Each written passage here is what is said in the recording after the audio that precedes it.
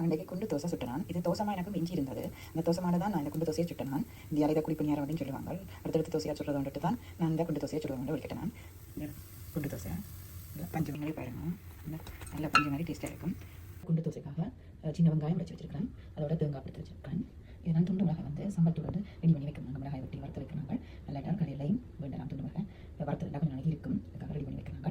அதோட உப்பு இவ்வளோ வறுத்து வச்சுக்கிறேன். இனி நான் சம்பல் அடிக்க போகிறேன். சம்பல் அடிக்க போகிறேன். வெங்காயத்தை நல்லா அடிக்க போகிறேன். சம்பளத்தில் போட போகிறேன். போட்டு சம்பளத்தை வந்து அடிச்சுட்டு அதோட அதுக்கு போதுமான அளவுக்கு உப்பு போடுங்க. போதுமான அளவு பார்த்து உப்பு போடுங்க. சம்பளத்தோடும் உப்பு வெங்காயம் போட்டு நல்லா அடிச்சுட்டேன். அதுக்கு பாட்டி தேங்காய் கொஞ்சம் கொஞ்சமாக போட போகிறேன். தேங்காய் எல்லாத்தையும் போட்டுட்டேன். இப்போ நல்லா அடிக்க போகிறேன். நல்லா அடித்து விட்டேன்.